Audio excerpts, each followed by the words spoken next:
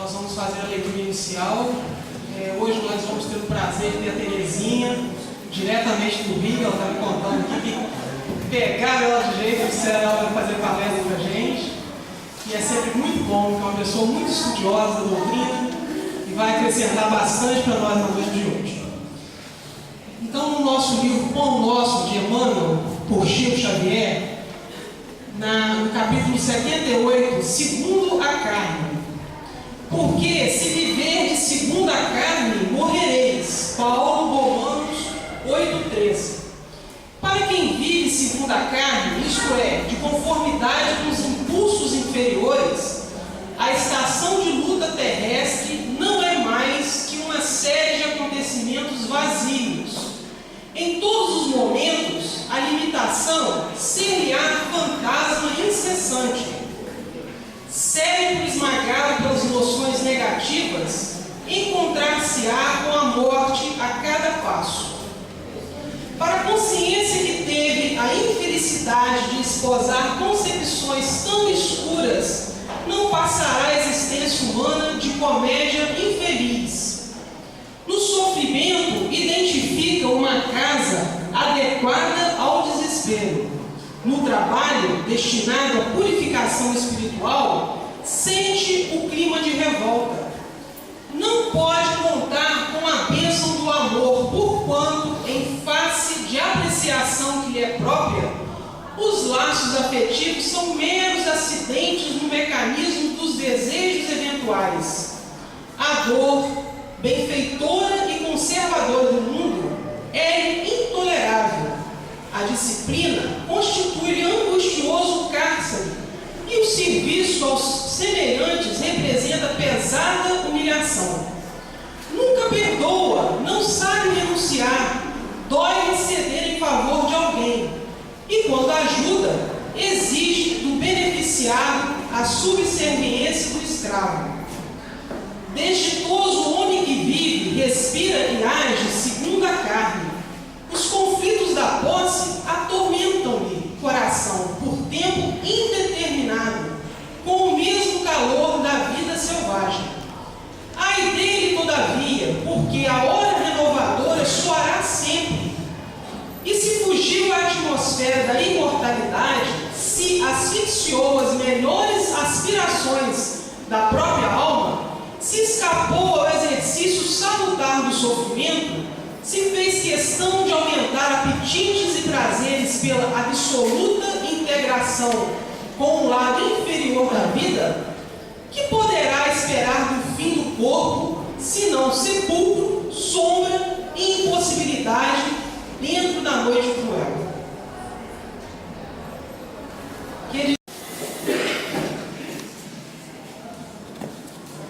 Que a paz de Jesus esteja com todos nós, que consigamos efetivamente nos desligarmos das nossas preocupações, das nossas dores, dos nossos conflitos exteriores e nos situarmos nesse ambiente.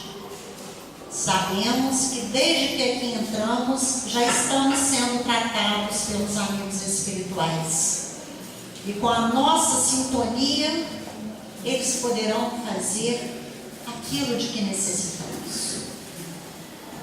O Evangelho segundo o Espiritismo foi elaborado de acordo com o que Allan Kardec diz na sua introdução, no primeiro item da introdução, apenas se utilizando dos ensinos morais do texto.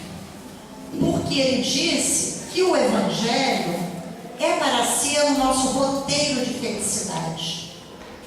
Porque quando ele se utiliza, ele faz os comentários e traz as mensagens referentes ao ensino moral, ele está falando de passagens, de palavras de Jesus que falam a nossa vida íntima, que falam o nosso dia a dia, a nossa forma de agir conosco mesmos, em sociedade e em família.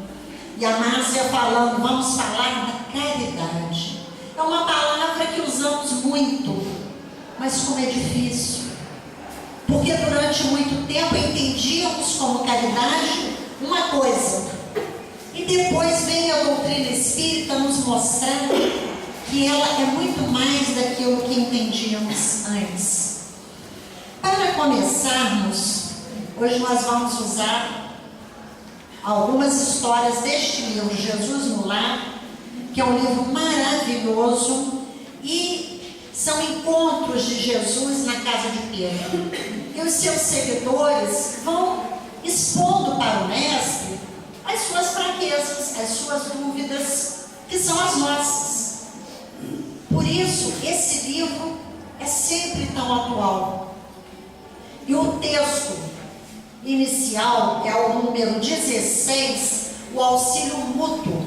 Ele diz aqui, que André é expressivo texto de Isaías, que falou comovido quanto à necessidade de salvação. Mateus também comentando que às vezes o trabalho é cansativo, aquela parte menos agradável do problema que temos que enfrentar. E Filipe também fala, e aí Jesus escuta a todos e narra uma história. Ele diz que dois homens, ele diz aqui, numa zona montanhosa, através de região deserta, caminhavam dois velhos amigos, ambos enfermos, cada qual a se defender quanto possível contra os golpes do ar gelado.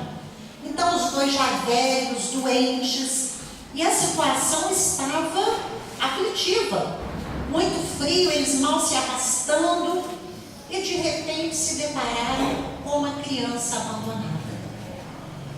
E aquela criança, um deles logo se irritou, pelo amor de Deus, mais um problema? Não quero saber não, vamos embora. E o outro falou, mas é uma criança, ela está indefesa. Não quero saber. E foi caminhando. E diz aqui o texto da Lúcio, que este outro, que se compadeceu da criança, ele gastou um certo tempo acomodando a criança no seu corpo, para que ela ficasse bem acomodada, bem agasalhada, bem segura. E foi-se embora.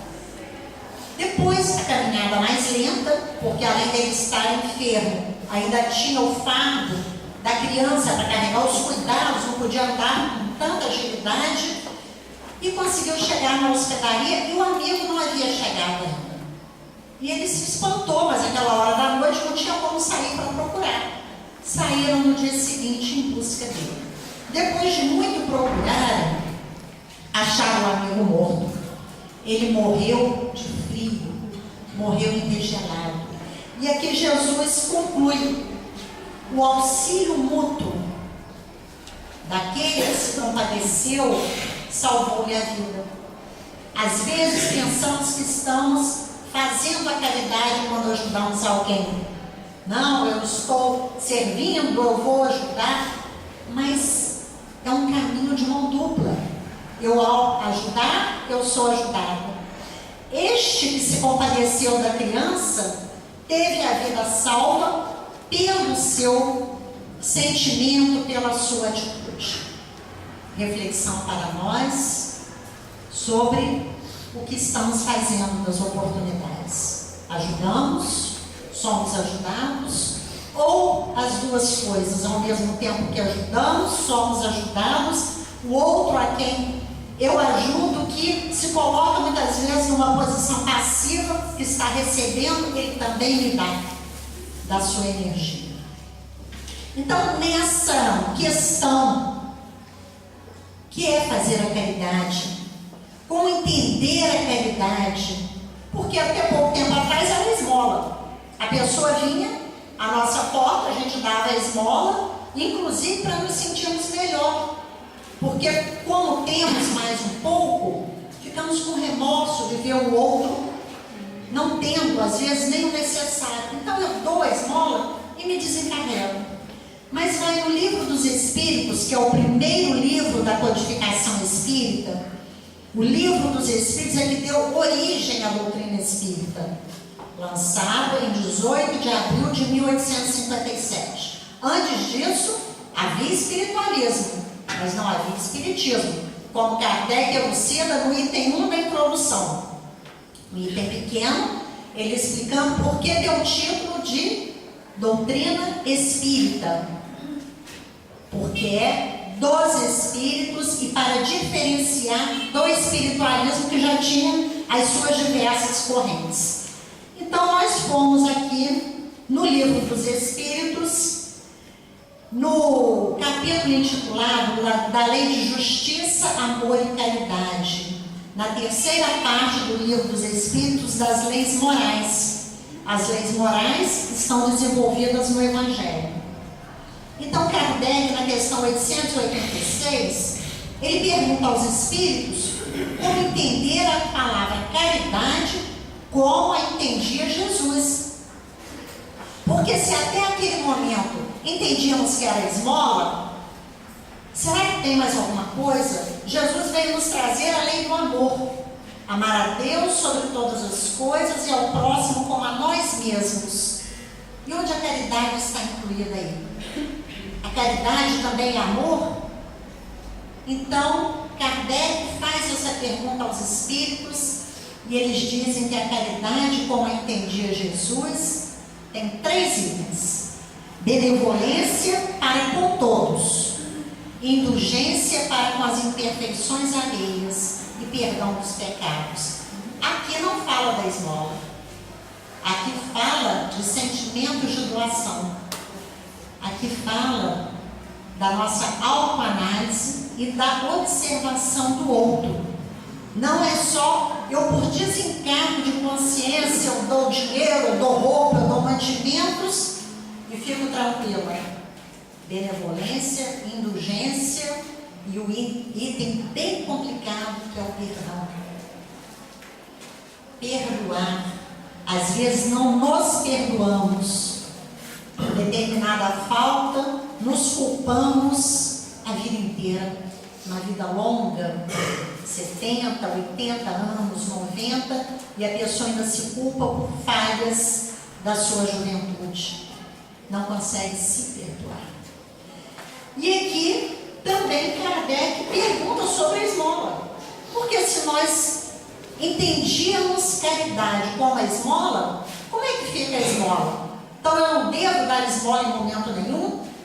Não é certo dar a esmola? E aqui os espíritos dizem, ele pergunta, que pensar da esmola?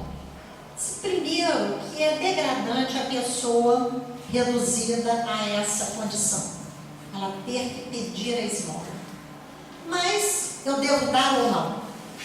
É uma questão de pôr o íntimo. E aqui os espíritos dizem que vai depender da forma como nós o fazemos. Como é que eu dou a esmola? Jogando? Ou eu dou olhando no olho do outro, tentando ajudá-lo, tentando resolver alguma coisa? Esses dias uma palestrante lá no Rio falando que passou por uma pessoa na rua pedindo esmola, uma pessoa jovem, e ela foi falar com ela: mas você é tão nova, o que você está fazendo aí? Por que você não vai trabalhar? Ela mostrou as pernas todas machucadas, uma pessoa que realmente não tinha condição de trabalhar. Aí o que fazia? Ela encaminhou para um hospital para a pessoa ser atendida e passou a acompanhar o seu desenvolvimento. Então, naquele primeiro momento, nós vamos dar sim. Nós lembramos quando o Betinho, um socialista, lançou a campanha contra a fome e foi perguntado para ele: como que você é um socialista, faz uma campanha dessa que é como se consagrasse essa dependência do pobre, a pessoa não cresce. A pessoa de barriga vazia não tem como desenvolver uma ideologia. Então ela primeiro tem que atender a sua necessidade básica, que é de alimentação. E nós aqui sabemos, a hora que estamos com fome, nós chegamos a passar fome. Ficamos algumas horas com fome, como é desagradável. Começa a dar uma dor de cabeça, começamos a ficar irritados, pouca coisa. Então, primeiro, atender essa necessidade. E depois, realmente, fazermos a caridade como entendia Jesus. E mesmo quando tivermos que dar a esmola, fazê-lo com um sentimento de compreensão com o outro. E os Espíritos continuam aqui falando que numa sociedade que viva de acordo com as leis de Deus, ninguém passará necessidade a ponto de precisar de pedir esmola. Porque ele fala que não é a esmola em si que é censurável, é essa forma como nós a utilizamos. E nessas questões, tem um comentário de Kardec que eu achei muito forte, que ele diz: o amor é a lei de atração para os seres vivos. Nós nos buscamos por essa atração, por essa afinidade pelo amor. Vivos e organizados.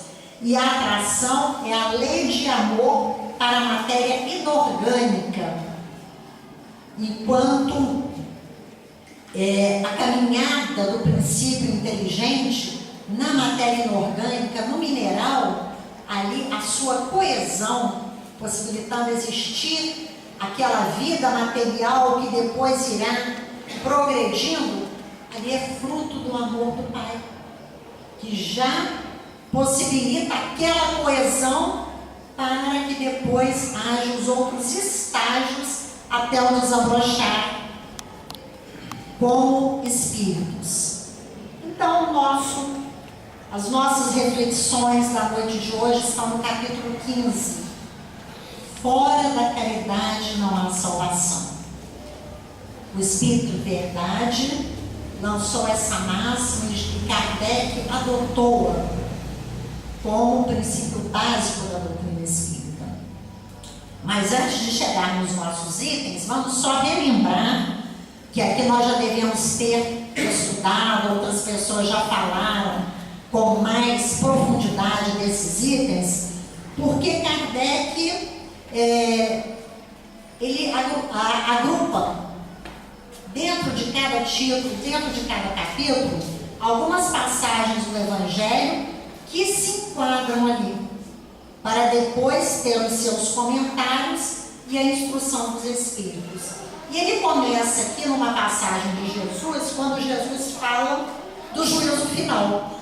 Então ele fala que no juízo final ele separará, ele fala que os bodes e as ovelhas, uns para a direita e outros para a esquerda. Os que forem para a direita serão aqueles que serão salvos, de acordo com o texto evangélico. E os da esquerda serão aqueles que, naquele momento, terão que começar outra jornada. Diz aqui que não serão salvos. Mas é perguntado para o Senhor: como é que são esses da sua direita? Ele diz que os da direita são aqueles que o atenderam. Quando ele teve fome, deram-lhe comida. Quando teve sede, deram-lhe bebida. Quando preso, foram visitá-lo, vestiram-no.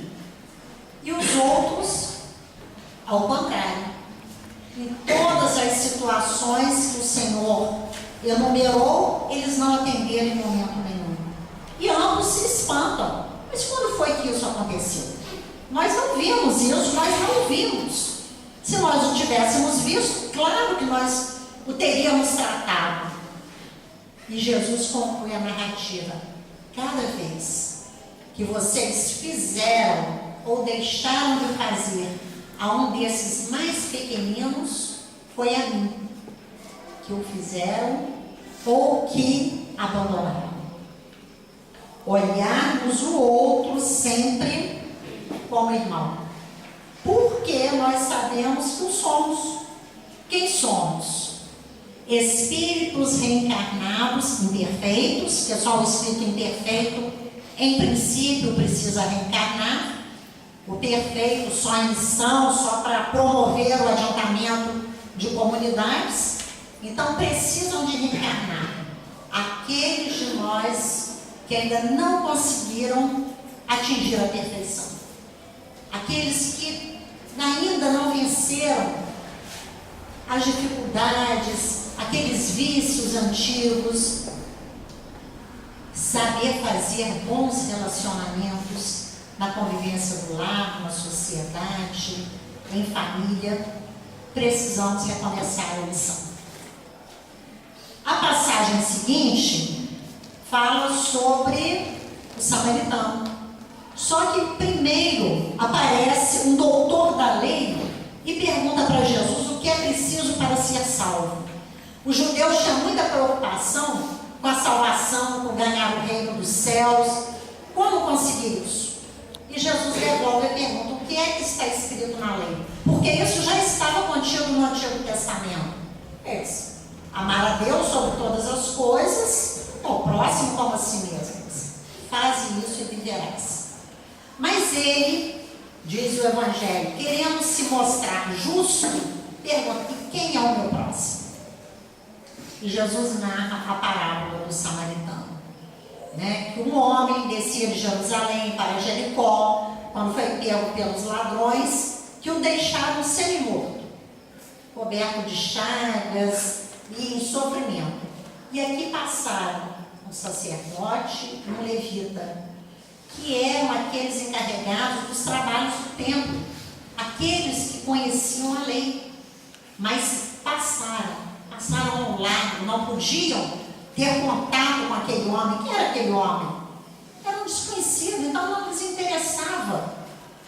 Mas veio um samaritano, que era tido como uma pessoa menor, uma pessoa que eles diziam de má vida, não porque tivesse mau comportamento, mas porque não seguia as prescrições que os judeus seguiam. Eles adotavam outros livros e tinham outra forma de honrar a Deus. O samaritano se condoeu daquele homem, tratou-o, levou até uma estalagem, deixou o dinheiro para o seu tratamento. E Jesus pergunta: qual desses foi o próximo daquele que caiu nas mãos dos ladrões? E ele não diz o samaritano, aquele que teve compaixão dele. Então vai e faz o mesmo. E aqui Kardec comenta que os ensinamentos de Jesus são baseados em dois princípios, que é a humildade e a caridade. Então, quando fazemos o bem com orgulho, estamos praticando a caridade, orgulhosos de sermos bons, ou naquela posição de superiores, porque, está vendo como eu sou bom? Eu sou superior a você, eu te ajudo, você é dependente de mim, você precisa da minha ajuda. Então aí nós já estaremos incorrendo em falta. Porque praticar a caridade verdadeira, benevolência, indulgência, perdão, exige humildade. E Kardec diz que Jesus prescreve a caridade como necessária à salvação, não como uma coisa, um item necessário, ele diz assim, como condição absoluta da felicidade futura. Porque nós lembramos da história inicial do Ney Lúcio. O homem se salvou quando foi solidário. Quando ele adotou aquela criança, quando ele incorporou ao seu próprio corpo para dar-lhe o seu calor, para ajudá-lo. Então, ao pensarmos nessas passagens, podemos começar a modificar algumas formas de lidar com o outro. O que não é fácil, claro, em princípio, porque temos muitos comportamentos viciados. Mas ao tomarmos conhecimento dessas observações de Jesus, ao estudarmos com a doutrina espírita essa nova forma de ver a nossa convivência mútua, nós vamos nos modificando aos poucos. E ele fala que a caridade, em primeiro lugar, ela encerra todas as outras virtudes. Porque ao tratarmos o outro com esse sentimento, já estamos abrangendo ali todas as outras qualidades necessárias. O outro item fala do mandamento maior, que já foi comentado na parábola do samaritano, que novamente é perguntado a Jesus qual o maior mandamento, e ele resume todo o Antigo Testamento, a lei, os profetas, os 10 mandamentos que Moisés recebeu, neste único: amar a Deus sobre todas as coisas e ao próximo como a si mesmo. Então não adianta sermos doutores em evangelho e sabermos pregar, sabermos de cor todas as palavras transcritas para nós como sendo de Jesus, se não temos esse sentimento maior de amor a nós mesmos e ao próximo como queremos ser amados. Em seguida, aqui no capítulo, vem aquele poema maravilhoso de Paulo, intitulado A Caridade segundo São Paulo. E Paulo aqui, ele vai nos descrevendo várias situações em que temos destaque. Ele diz: se eu falar a língua dos homens e dos anjos e não tiver caridade, sou como metal que tine, ou como sino que toca. Só faço barulho, não faço a diferença. E se eu tiver a dom da profecia e conhecer todos os mistérios, o quanto se pode saber, se tiver toda a fé a ponto de transportar montanhas, se não tiver caridade, eu não sou nada. Em que situações estamos enquadrados? Porque aqui Paulo ele vai descrevendo, ele está falando da nossa vida diária, a nossa vida profissional, a nossa vida intelectual. Somos sumidade, somos pessoas dadas ao estudo, nos sobressaímos na nossa área de atuação. E como o fazemos? Tirando do nosso entendimento que ter caridade é ser piegas, é aquela pessoa que tudo aceita, aquela pessoa que tudo cede. Não foi isso que Jesus pregou.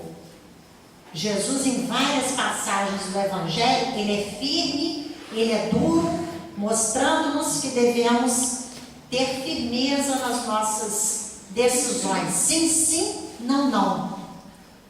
Porque o cristão precisa ser decidido, mas ter o conhecimento para saber o momento certo de agir com firmeza e de agir com doçura. E Kardec, comentando essa página, porque aqui conclui, Paulo conclui, as 3 virtudes que permanecem: a fé, a esperança e a caridade. Mas a mais excelente delas é a caridade. E Kardec comenta que Paulo colocou a caridade acima da fé. Porque nós vemos muitas pessoas dizendo para nós que a fé é o mais importante. Você tem fé, você acredita em Jesus, você acredita na salvação. E tem uma passagem de um livro espírita, que eu não lembro qual é, que ele diz: o demônio também acredita em Deus. E o teme, mas nem por isso deixa de fazer o mal. O demônio, na maneira de dizer, como espírito inferior. Porque para nós, ele não existe naquele sentido que a teologia dava, como ser a parte destinada ao mal. Que todos somos criados simples e ignorantes e chegaremos à perfeição. E agora os nossos itens de hoje, que são de 8 a 10, que aqui Kardec começa a discutir a questão, porque havia uma crença de que fora da igreja não há salvação. Minha mãe é católica, fui católica há muito tempo também. E é interessante que na família da minha mãe, uma grande parte era protestante e a outra era católica. E não podiam se frequentar. Eu tive primos que se casaram, minha mãe não podia ir, porque era pecado. Eu tenho um tio que já morreu, todos os irmãos da minha mãe já morreram, que era pastor da igreja presbiteriana. E era muito interessante que depois de muito tempo ele falou para minha mãe que ele rezava para ela deixar de adoração. E ela pedia a Deus para que ele também deixasse aquela religião de equívocos. Quer dizer, pessoas boas, fazendo bem, divulgando bem, mas ambas considerando que o outro irmão estava em erro. Então aqui Kardec discute exatamente isso. Quando a gente diz fora da igreja não há salvação, eu não estou falando da lei de Deus, da lei de amor.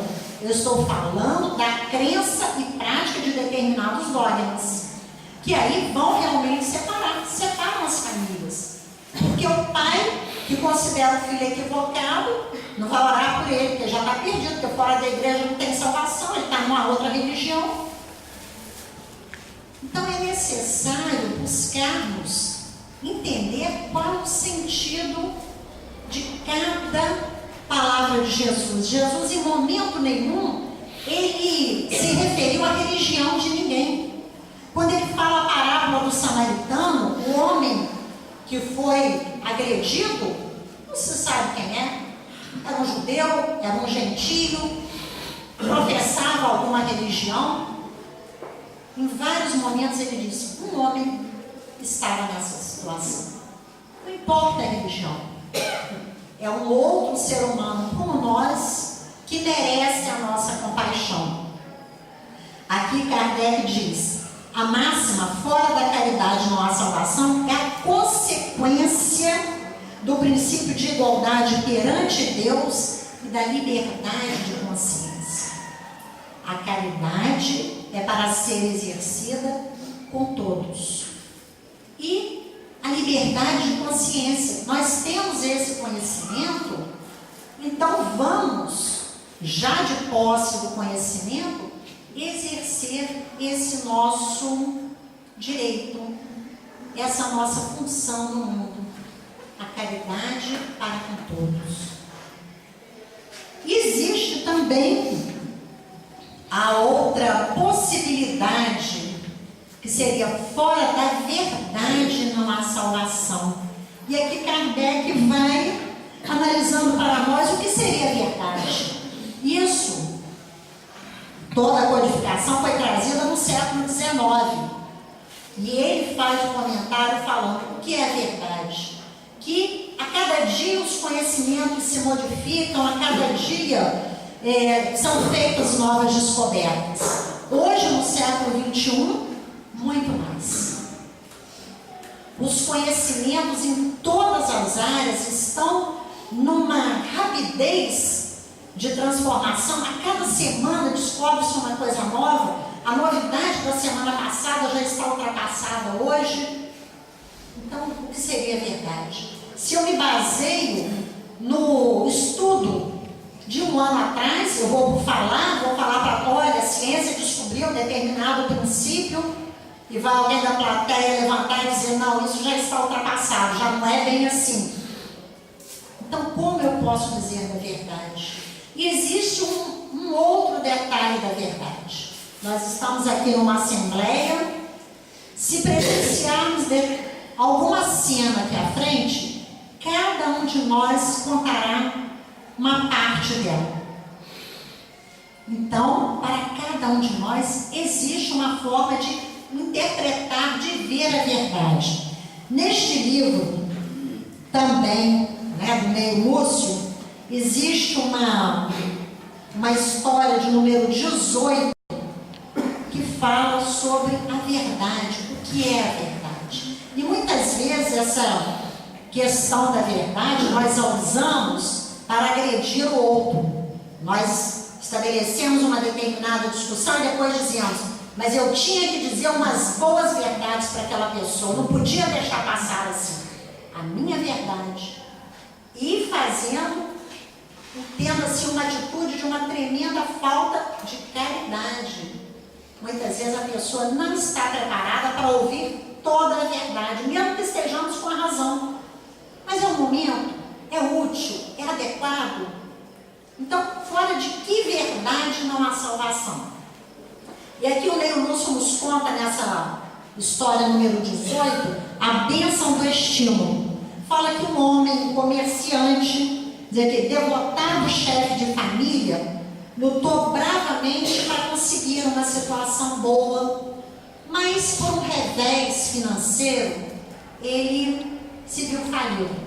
Algumas pessoas deviam-lhe, não pagaram, e ele, aborrecido, tinha 6 filhos, já mais idoso, não resistiu e faleceu.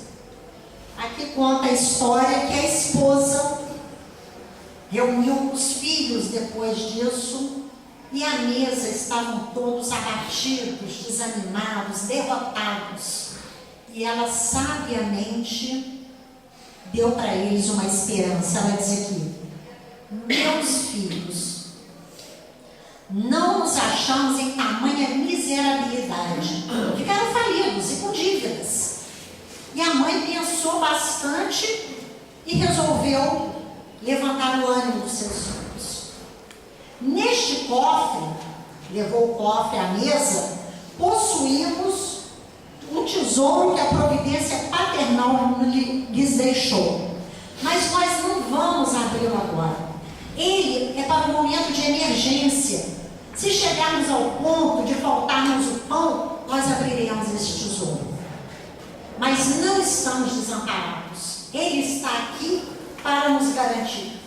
E os filhos, 6 rapazes, foram tomados de ânimo e foram trabalhar. Trabalharam a terra, cultivaram o pedaço que tinha, conseguiram aumentar a sua posse, e durante 6 anos eles trabalharam. Ao fim desse tempo, eles chamaram a mãe e quiseram que ela abrisse o cofre para mostrar para eles qual era o tesouro que o pai lhes havia deixado. E diz aqui: a velhinha trouxe o cofre com grande carinho, sorriu satisfeita e abriu sem grande esforço, não estava nem fechado com a chave. Com assombro dos filhos, ela tirou do estojo um velho pergaminho, onde só tinha uma passagem. E aí fala: o filho sábio alegra seu pai, mas o filho insensato é tristeza de sua mãe. Era um texto pequeno. E os filhos ficaram assim, se entreolharam e felizes, porque com o estímulo da mãe, eles haviam levantado, eles haviam trabalhado, feito aquilo que era necessário. Mas pergunta-se: ela foi verdadeira?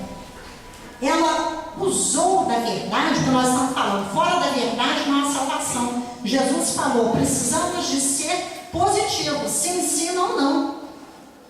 Essa mãe usou de um artifício. E aqui Jesus complementa: quem classificaria de enganadora e mentirosa essa grande mulher? Seja o nosso falar, se ensina ou não, nos lances graves da vida, mas nunca espezinhemos a bênção do estímulo nas lutas edificantes de cada dia. O grelo tenro é a promessa do fruto, a pretexto de acender a luz da verdade, que ninguém destrua a candeia da esperança. Então aqui, quando nós temos essa passagem falando fora da verdade, Kardec comentando, fora da verdade não há salvação, meditemos de que verdade estamos considerando. E também, do Ney Lúcio, antes de falarmos da mensagem do Paulo, ele tem um texto que é a caridade desconhecida. Porque quando nós nos referimos à caridade, nós ainda gostaríamos de dar alguma coisa material. Tem a campanha do agasalho, tem a campanha do quilo, e às vezes a pessoa é tão desfavorecida, está naquele momento precisando inclusive de ajuda, e não pode contribuir com nada e fica triste. E aqui o Ney Lúcio conta a história de uma pessoa assim, que muitos de nós ou estamos passando ou já passamos por essa situação. Ele fala de um homem que ouviu a mensagem de Jesus e queria segui-la, mas ele não podia ajudar em nada. Ele precisava, ele tinha os filhos, ele precisava trabalhar, economizar, viveu sempre com muita penúria para ajudar os seus filhos, para criar a sua família. Mas ele se propôs a destruir o mal. Ele não permitia que o mal saísse dele. Se alguém chegava falando do outro, ele desculpava. Ele achava alguma qualidade, alguma virtude naquela pessoa, Porque todos temos. Ninguém é totalmente mal nesse mundo e ainda não somos totalmente bons. E assim ele passou toda a sua vida, economizando ali pouquíssimo que tinha para a sua família. Em momento nenhum ele pôde dar um agasalho, ele pôde dar um prato de comida, mas ele pôde confortar. Todos que o buscavam saíam melhores, saíam mais animados. E quando ele desencarnou, ele chegou ao mundo espiritual triste, porque ele não puderam ajudar a ninguém. Mas qual não foi a sua surpresa quando ele foi recebido com pompas, como um vencedor dessa vida, por haver feito o melhor que podia, limpando o seu coração de qualquer sentimento negativo e distribuindo bem à sua volta. A caridade desconhecida não dependeu de dinheiro, mas serviu e pacificou. Não estamos em busca da paz? Não é isso? Por isso que clamamos tanto. Ele começou a pacificação por ele mesmo, no seu coração, e foi espalhando-a por todos que se aproximavam dele. Jamais uma maledicência que chegou até ele foi para frente. Esse foi o seu papel nessa vida. É uma caridade que todos podemos fazer. É fácil? Não é. Exige a nossa autoeducação. É para isso que estamos aqui. A doutrina espírita é uma doutrina que nos convida a nos educarmos sempre, a cada dia. Os espíritos disseram para Kardec que precisamos nos conhecer para sermos mais felizes, sabermos nossas possibilidades, nossos pontos fracos, nossos pontos fortes, mas deu-lhe um roteiro também. Porque Kardec falou: olha, eu sei, tu conhece a ti mesmo, todo mundo sabe, estava no tempo grego, mas como eu vou fazer isso?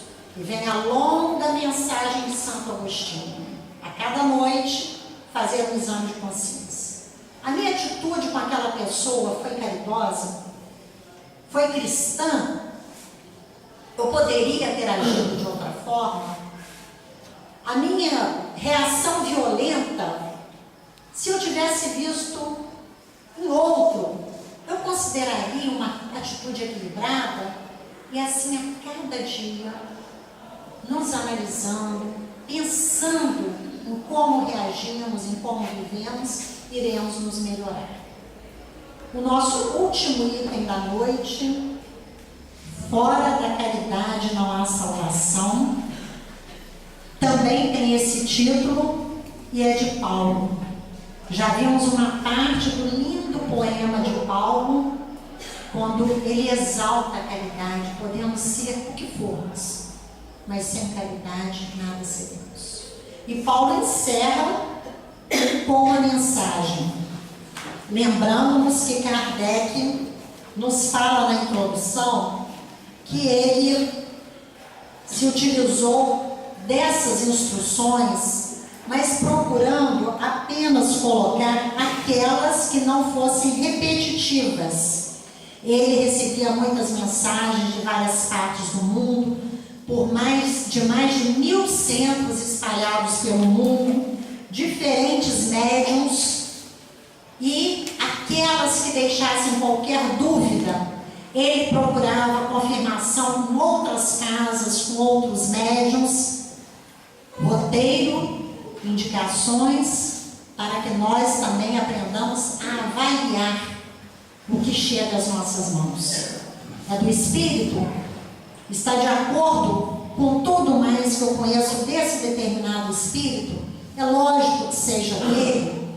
É uma mensagem boa? Ou é aparentemente boa e tem alguns senões? Então Kardec, na introdução do Evangelho, que vale a pena ser lida, nos convida a fazermos isso sempre.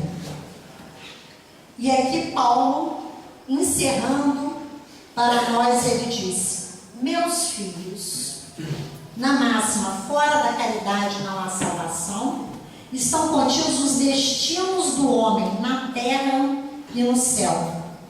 sobre a terra, porque sobre este estandarte nós viveremos em paz.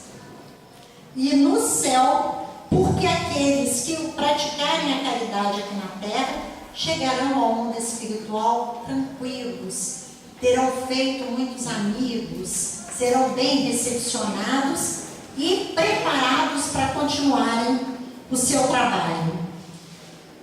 Podeis reconhecer esses que praticaram a caridade pelo perfume de caridade, pelo perfume que espalham ao seu redor. A pessoa que tem boas vibrações, que tem bons sentimentos, bons pensamentos, ela espalha essa onda de paz, de equilíbrio.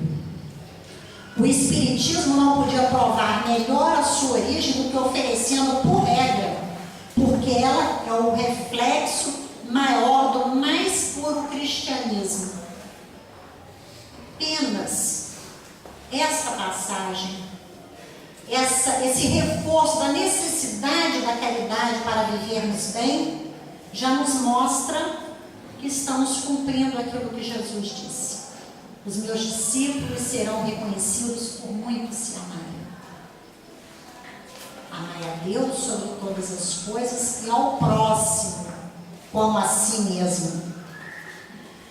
E Paulo traz mais um item interessante. Ele diz aqui: para fazer o bem é necessária a ação da vontade. Claro, o bem aqui atrás foi falado, né? A vontade, o nosso livre-arbítrio, a nossa liberdade de consciência, nós optamos por fazer o bem. Mas Paulo também nos fala que devemos ter cuidado, que para fazer o mal, às vezes não precisamos de ter atitude nenhuma. Olha que coisa, para que pensemos. Para fazer o mal, as mais das vezes bastam a inércia e a negligência. Quando não fazemos nada, a gente se exibe dizendo: não tem nada com isso, problema deles. E ali acontece uma desgraça. Ele vai dizer: não fui responsável, eu podia ter feito alguma coisa. Nem que fosse uma prece. Existem situações que não temos como interferir, mas façamos uma prece, enviando para aquela situação boas vibrações e fazendo com que eles possam ser ajudados. Então, buscarmos não permitir que essa inércia e essa negligência nossa aumentem o mal ao nosso redor. Meus amigos, agradecei a Deus que vos permitiu gozar a luz do Espiritismo. E aí podemos ficar pensando nessa passagem. Mas Kardec falou ali atrás que fora da igreja, fora da verdade, seriam princípios sectários. E aqui Paulo está falando que o Espiritismo que nos permite entender isso, mas aí ele complementa: não é que só os espíritas têm uma condição de entender esse princípio, não. Todo cristão, toda pessoa de boa vontade pode entendê-lo e praticá-lo. Ele diz que esse conhecimento e a explicação dele, todas essas reflexões que os Espíritos trazem para nós, nos ajudam a ser melhores cristãos, mais conscientes. Na primeira página do Evangelho, Kardec colocou uma frase do Espírito de Verdade: fé inabalável só o é aquela que pode encarar face a face a razão em todas as épocas da humanidade. Então, o estudo, a análise de Kardec vai nos mostrando por que devemos buscar a solidariedade, a fraternidade, a caridade como entendia Jesus. Assim nos tornaremos melhores cristãos. E ele complementa: fazei, pois, que vos vendo, os nossos exemplos, as nossas atitudes, se possa dizer que o verdadeiro espírito, o verdadeiro cristão são só uma coisa só. Porque todos os que praticam a caridade são discípulos de Jesus, qualquer que seja o culto a que pertençam. E eu complemento porque doutrina espírita para entendermos esses princípios. Mas em muitas ocasiões, nós temos o nosso preconceito com as pessoas, dizendo: ah, aquela pessoa é tão boa, mas não acredita em Deus, não tem religião. E em muitas ocasiões ela sabe fazer maior soma de bens do que nós mesmos. Então, todo aquele que pratica o bem faz a vontade do Pai. Alguns ainda não sabem bem porque o fazem, não têm a persistência nesse caminho. Falta apenas um pequeno empurrão para que realmente, consciente do seu papel no mundo, haja mais e melhor. Mas todos os que estão agindo no bem, fazendo bem, distribuindo e pregando, somos filhos de Deus, já responsáveis por aqueles a quem influenciamos. Nós agradecemos sempre a possibilidade de estar aqui, pedimos que Deus nos ajude, nos oriente, para que os estudos do Evangelho de Jesus e da doutrina espírita nos ajudem a vivenciarmos os seus ensinamentos.